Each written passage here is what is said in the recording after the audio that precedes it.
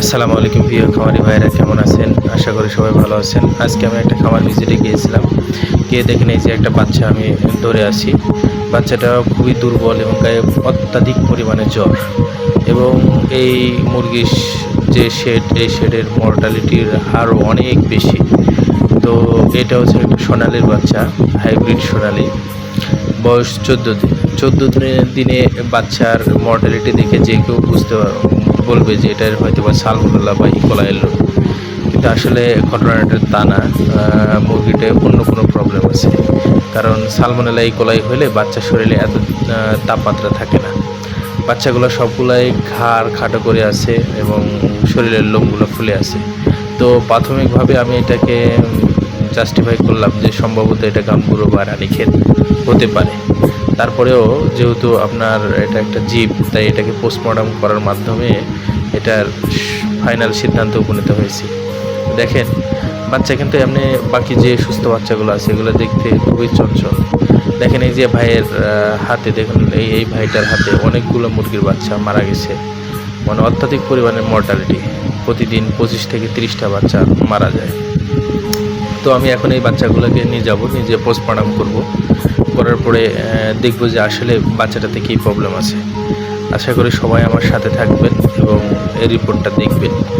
যারা জানেন তারা তো ভালো, আর যারা এখনও পোস্টমর্টম ভালোভাবে বুঝেন না বা মুরগি সম্পর্কে ভালো ধারণা নেই, তারা হয়তো বা সামান্য হলেও উপকৃত হতে পারে। তো দেখেন গাইস, এই যে বাচ্চাটা, এটা মানে মারা যায়নি, কিন্তু মারা যাওয়ার মতো, যে কোনো মধ্যে মারা যাবে। তো যাই, চলেন পোস্টমর্টম করে দেখে রিপোর্টে কী আসে। প্রিয় খামারি ভাইরা, দেখেন আমি মুরগিটার পোস্টমর্টম করা শুরু করলাম। তো যেহেতু মুরগির বাচ্চাটা পিছনের দিকে থাকে, তাই পিছন দিক থেকে কাটলে বাচ্চাটা স্পষ্ট দেখা যায়। তো দেখেন আমি বাচ্চাটা বের করতেছি। এই যে দেখেন মুরগির বাচ্চাটা বের করলাম। মুরগির বাচ্চাটা কিন্তু ক্লিয়ার আছে, কারণ এটাতে লাইভ ভ্যাকসিন করা হয়েছে। আর আপনারা জানেন যে লাইভ ভ্যাকসিন 1.5 থেকে 3 দিনের মধ্যে কাজ করে, এবং এটা বাচ্চাতে যেহেতু এটা একটা বাসা তৈরি করে, যার কারণে বাচ্চাতে হ্যামোরেজটা নেই। দেখেন, কিন্তু বাচ্চাতে হ্যামোরেজ না থাকলেও এই মুরগিটার শরীরে মাংসের যে ছিটাফোঁটা দাগ, মানে রক্তের যে ছিটাফোঁটা দাগটা, এটা কিন্তু স্পষ্টই বোঝা যাচ্ছে। তার মানে আমরা এটা বুঝতে পারতেছি যে মুরগিটার গাম্বুরো রোগটায় আক্রান্ত হয়েছে।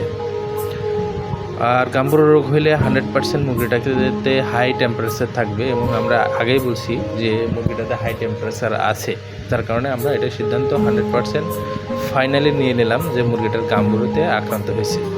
তারপরেও আমরা আরও ডিজিজ আইডেন্টিফাই করার জন্য অভ্যন্তরীণ বিষয়গুলো লক্ষ্য করি। দেখেন, আমরা একটু কিডনির দিকে লক্ষ্য করি। এই যে দেখেন কিডনিটা, এটা হচ্ছে কিডনিটা ফুলে একদম অনেক ফুলে গেছে। কিডনিটা একদম বলতে গেলে কিডনিটা নষ্ট হয়ে গেছে। আর গাম্বুরো রোগ হলে কিডনিটা নষ্ট হয়ে যায়, এটা আপনারা সবাই জানেন। তারপরে আমরা প্রোভেন্টিকুলাসটা একটু কেটে একটু লক্ষ্য করি, কারণ এখান থেকে আমরা রানীক্ষেতটা অনেকটাই বুঝতে পারবো।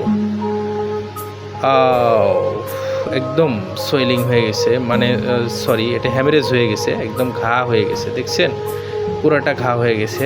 মানে এই মুরগিটা শুধু গাম্বুরো রোগ না, সাথে রানীক্ষেতের প্রবলেমটাও আছে। ঠিক আছে?